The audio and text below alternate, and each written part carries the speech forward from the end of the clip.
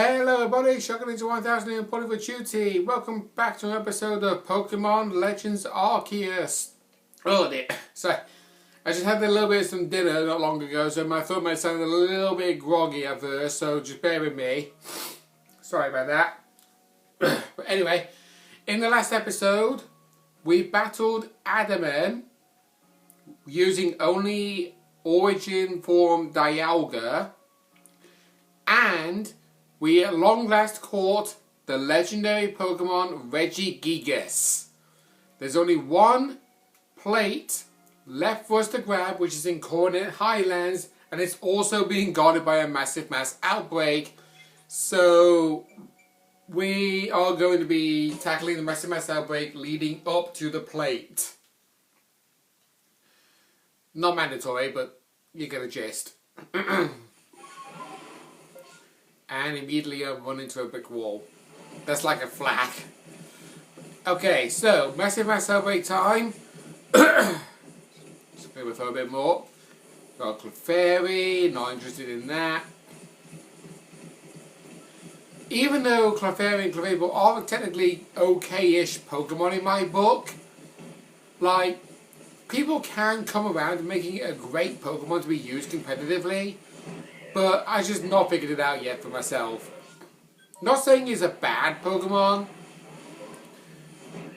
but it's kind of bad for me to use until I found out the correct way of using it.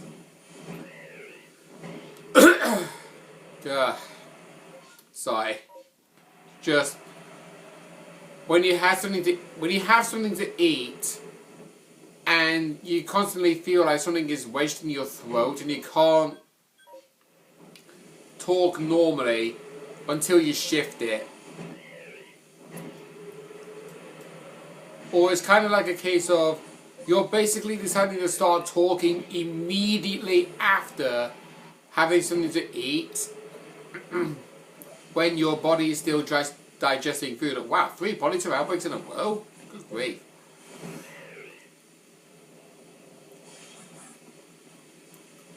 Yeah, I'll just quickly climb up.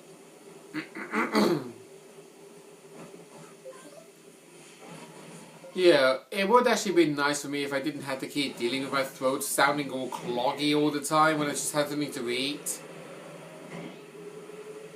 But that's just it.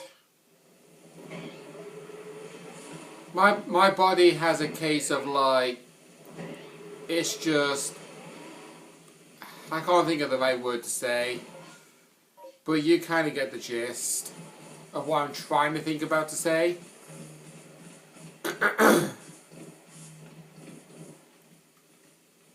Oh, Chingling. Ugh. If there was like a fast way just clearing my throat and having something to read that's not just constantly coughing every 5 minutes, I would definitely be doing it.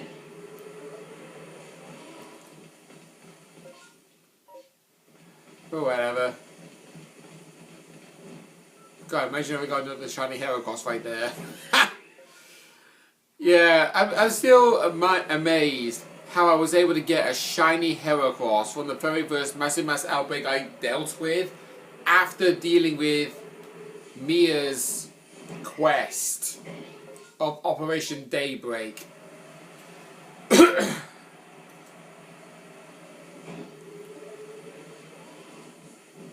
Toss. Okay, one located on the opposite side of this patch of water.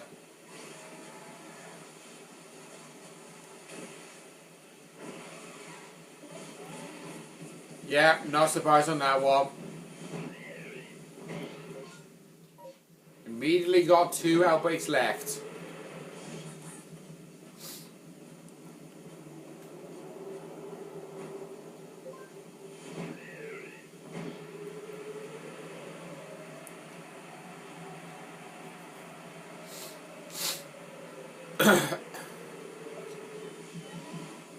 Wait, what?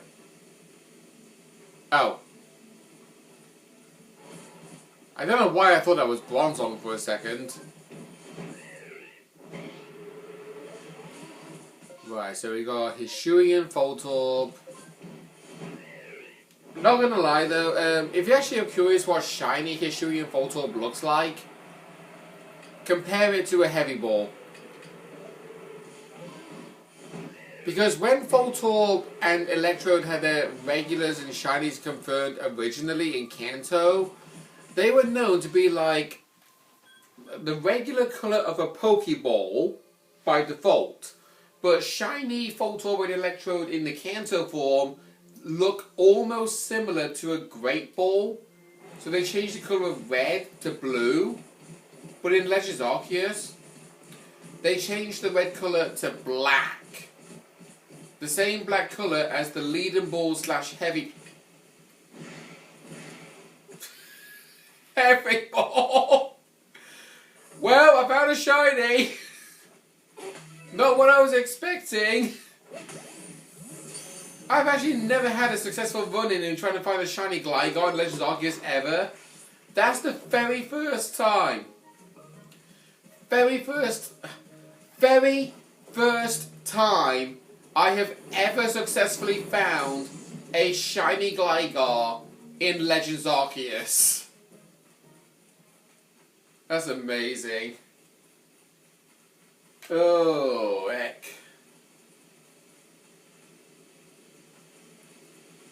Okay, let's actually have a look at that shiny Gligar. Oh, too far. Okay, so you are... Oh, no, it's a bold nature. Not relatively a great nature because they're physical attackers. Still, shiny is a shiny.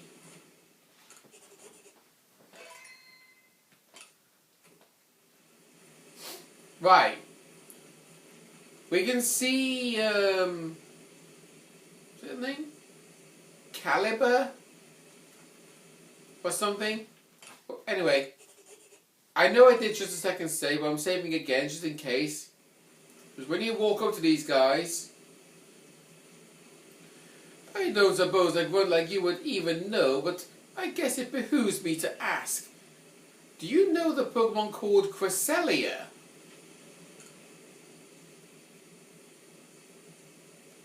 Well, I figured you'd know. I wouldn't expect any less from someone who managed to defeat me, even if it was just a fluke. Yeah, it was Caliber. Cresselia is said to be the very embodiment of the crescent moon. Her feathers are called lunar feathers, and legend says that if you hold one as you fall asleep, you'll be visited with wondrous dreams.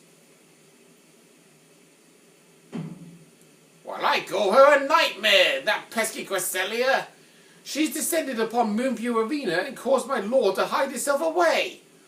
I'm so worried about Electrode that I can't even sleep, never mind dream. Think you might be able to catch Cresselia and perhaps even claim one of those lunar feathers? Oh, do catch that pesky thing, do catch that pesky flying croissant!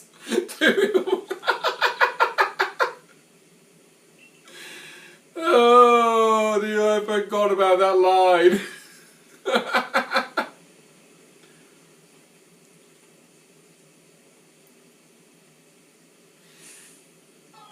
I would definitely say on this front, I could partially agree with Melly on this one. I am not a fan of Cresselia. Yes, because of competitive formats. I'm not going to go into further detail as to why. Whoa, whoa, whoa! Whoa, hello? Yeah, Cresselia has actually done a power that's almost looking like Psychic Terrain, but she's basically flipped my control. So I'm holding right and I'm going left, left I'm going right, up I'm going down, and down I'm going up.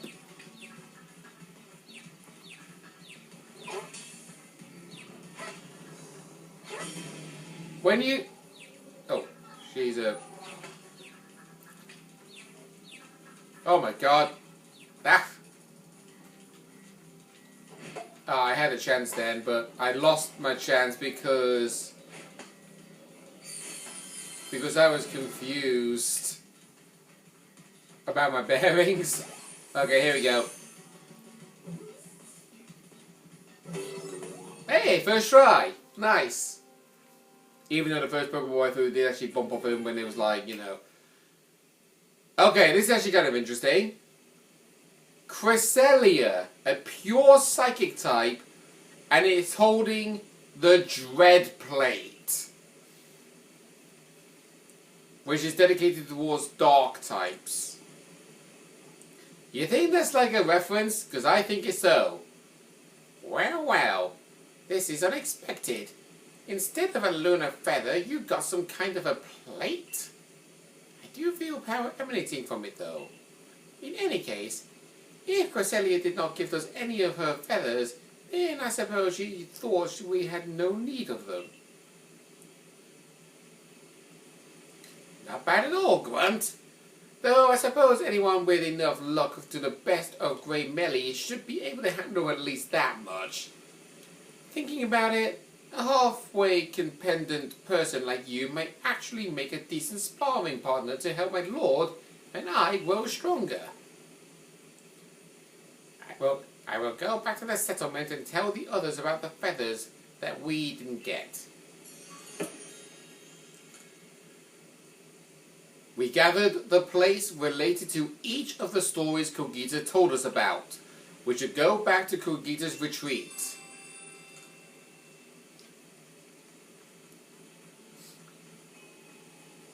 So, Cresselia is a pretty defensive Pokemon, which is basically one of the main reasons why I have a little bit of a grudge against Cresselia when I have it used against me. Because it's just ridiculously hard of a Pokemon to kill. But Cresselia was known to have a signature move that nobody particularly liked. It was known as oh, we can't see it in this one. It was known as Lunar Dance. Lunar Dance is a move where Cresselia sacrificed her health altogether just to fully heal any Pokemon stat in your party that happens to get switched in. But I do not know if it's been replaced with Lunar Blessing, which basically does the exact same thing, but instead, it doesn't sacrifice Cresselia's health. It just heals its own status conditions and restores its HP. Incoming moves also become more likely to miss. However, in Generation 9, I'm going to need to bring this up on Bulbapedia real fast.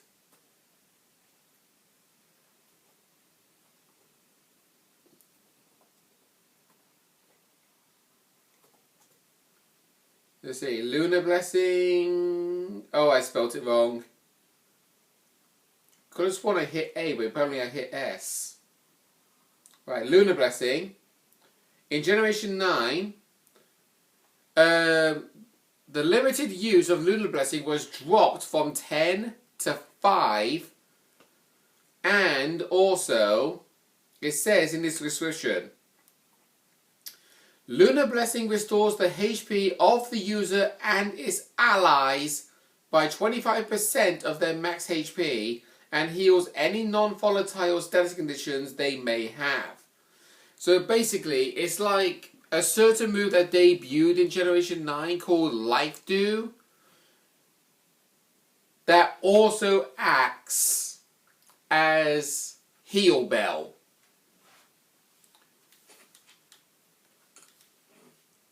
Right. So Cresselia, bashful nature. Okay, I'm not complaining about that. A lot of the time, people do tend to have Cresselia be either a bold nature, quite frankly, or even a relaxed nature. That's what people always do with Cresselia, and to be honest, I can understand it. But at the same time, I'm just like, Come on, really? Why do I have to keep dealing with a defensive Pokemon that doesn't even take a tenth of its health in damage every turn? Even with the most powerful attack I ever lay on them. I'm not joking. I've had many a times where I've battled against a Cresselia. I used Night Slash, which was the most powerful dark type move I had in my party at any convenient moment, and it only did a tenth of the Cresselia's max HP. Yes, even under critical hit. But anyway, we've gone up a bank. Yes, return to the village.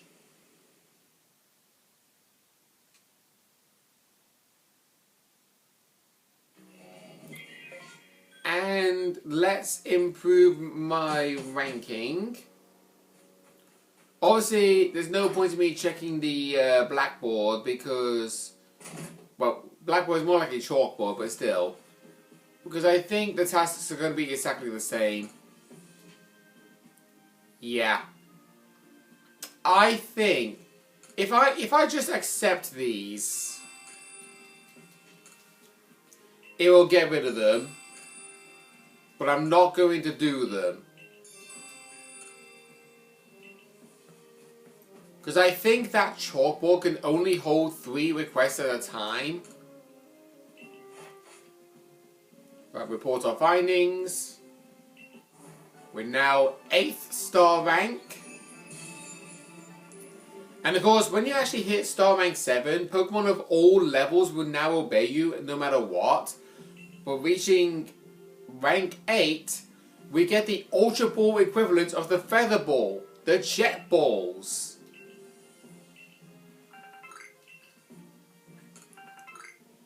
And we can also craft full restores.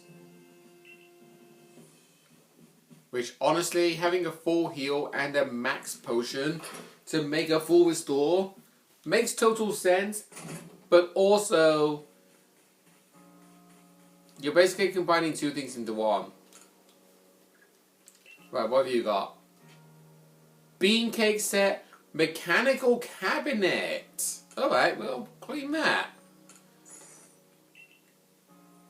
Gotta say, you have a fine eye. Few others would recognize the value of a perplexing item like this. Its insides are packed with gears and machinery that serve some unclear purpose. But if you can solve this item's mysteries, your reward will surely be far greater than the price you paid for it today. What he's on about is referencing Rotom. Upon buying that, you'll get what looks like a refrigerator in your bunk. Like, well, basically home. If you have a Rotom with you, your Rotom seems to want to investigate the refrigerator's motor. Will you let it?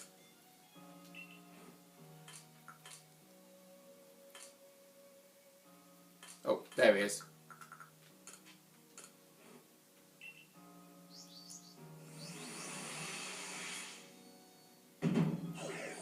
Rotom will be able to change form depending on the appliance. We only have 1 of them, but there are a total of 6. This one is the refrigerator form Rotom that learns the move Blizzard. There's a lawnmower one that gives you the grass electric type and has him learn the move Leaf Storm. There's a microwave oven that turns Rotom into a fire type that learns the move Overheat. There's a electric fan which turns Rotom into an electric flying type that learns the move Air Slash. Hang on, let me think for a sec. Fan, lawnmower, oven, refrigerator.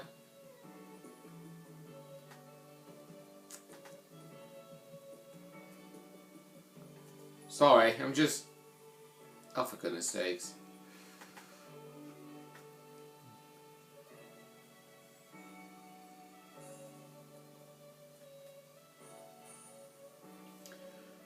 Rotom. Oh, okay, no. So yeah, we got the Mow form Rotom, which is a lawnmower. Fan Rotom, which is the electric fan. Frost Rotom, which is the refrigerator. Microwave oven, which is heat Rotom. And the last one is the washing machine, which is the best form for Rotom to turn it into an electric water type that knows the move Hydro Pump. And then Rotom Plane as a light bulb, which I think you need a particular thing to change it back. Or actually, no, scratch that. You don't get a light bulb in this game. You only get the microwave oven, the washing machine, the refrigerator, the electric fan, and the lawnmower.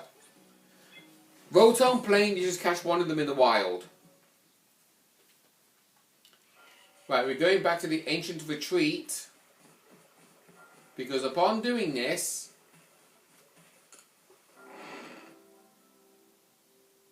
we go talk to Kogita and tell her about all the plates we found. Here you are again. Have you collected all the plates?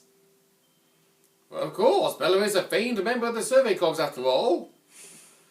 So what more can you tell us? We are so close now. You must know more about the plates. If there's yet more you want to know, kindly bring me wood. 3 logs will do. Wood? So you're saying wood is somehow tied to the plates? Well, I suppose that's what we get to learn next. Hop to it, Bella.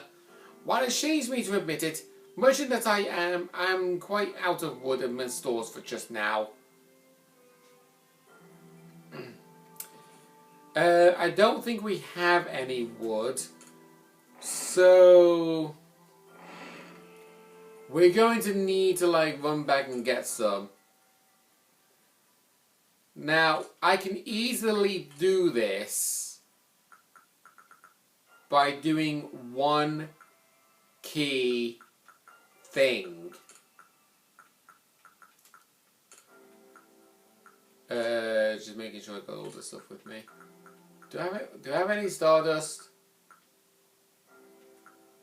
I don't think I do.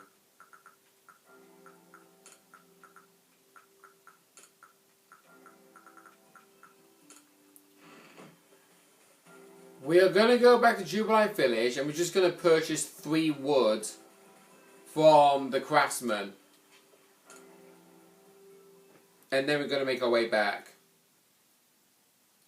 Or if you want to spend a good length of time running around Obsidian Fieldlands trying to find one that way, you technically can. But why would you? Julie... No. Okay.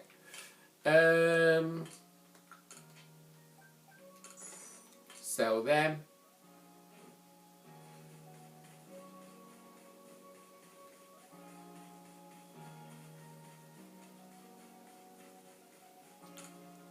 And then I need... You don't sell wood. Great! Obsidian Fieldlands it is then. Or do you sell wood? No, you do not. Okay. Alright then.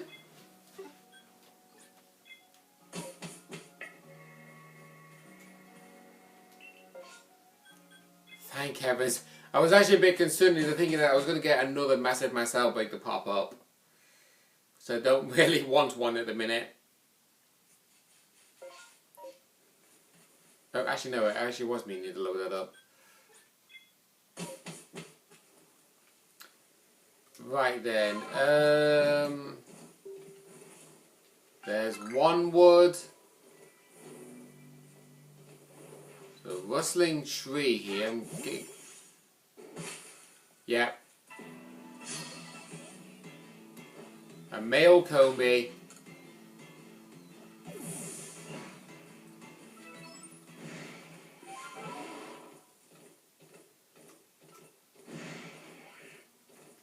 Another rustling? Wow, alright. Another male Combi, I'm assuming? Yeah. In fact, that's actually something I find irritatingly annoying. Is like, you know, you need the female form for both Combi and also another Pokemon in Alola known as Salandit to evolve them into their evolved forms.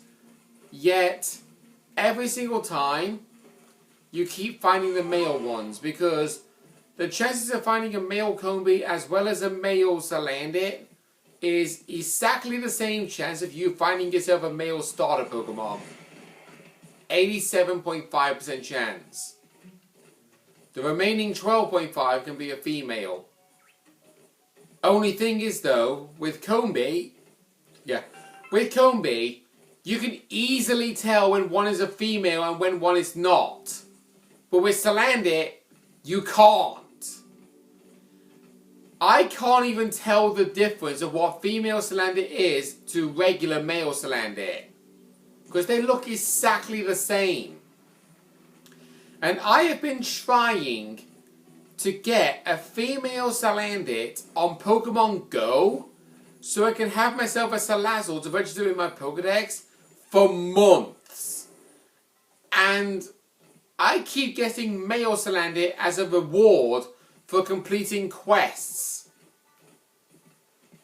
Because other than that, I have not had the chance to find myself a wild female Salandit, or basically any Salandit full stop, as a matter of fact, anywhere in the United Kingdom. I don't even know if Salandit is known to be found in the UK normally or not. If it is, then where the hell will you find it? Because I literally had zero luck the entirety of when Salandit debuted into Pokemon Go. Because granted, I would definitely say this up front. It would be appreciative if we had a community day event where they had you encounter Salandits for, say, 10 o'clock in the morning till 5 o'clock in the evening. But no. Instead, we keep getting community day events of Pokemon that thousands of people have already obtained. So like, a community day special of Machop that knows the move Payback. A community day event that's happening of Eevee, which I'm assuming is going to carry the move Last Resort. And there are so many other Pokemon. In fact, literally, if I was to research Pokemon Go Community Days 2025, we're literally going to be getting this. Okay, that's the wrong page.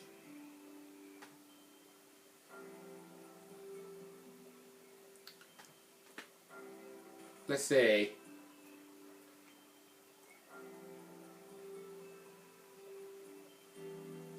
Okay, so between 2 PM and 5 PM on the 21st of June, which is this Saturday, you're going to be encountering an entourage of Jang Mo-O. And I'm pretty sure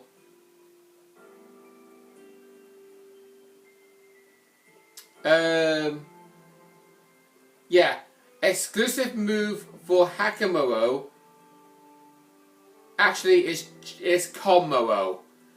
If you was to like evolve a Jangmo-O during the community day, you'll get a Commo-O that knows the move Clanging Scales, which is his signature move. Then, on 5th and 6th of July, you get Eevee that will happen to know this.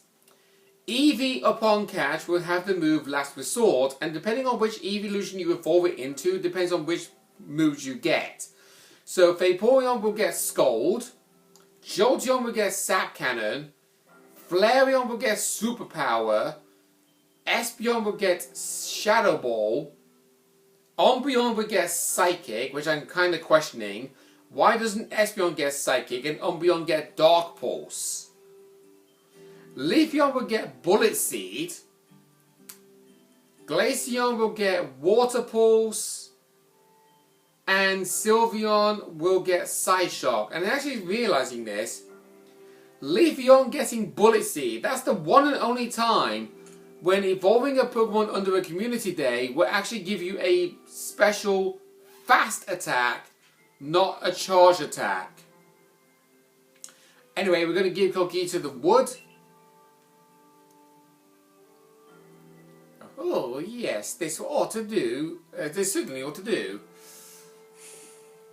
Oh my god, Folo, calm your jets, will ya? Your expectations need tempering. I fear this wood is merely for fashioning myself new cutting boards. Cutting boards? You mean for cooking? The place we're after aren't dinner plates, so this is hardly the time for cooking. How you complain for one shrieking his own work this very moment. Poor Ginter of the Ginkgo Guild must have his hands full with you. But honest work earns honest pay. Here you are, Bella, a reward for the wood you've brought me. We obtained the Pixie Plate. And upon that, I'm going to be calling an end to this episode. So next time on Legends Arceus, we're going to be continuing this chat with Cogita, because we're obviously not finished talking to her yet. See you guys then.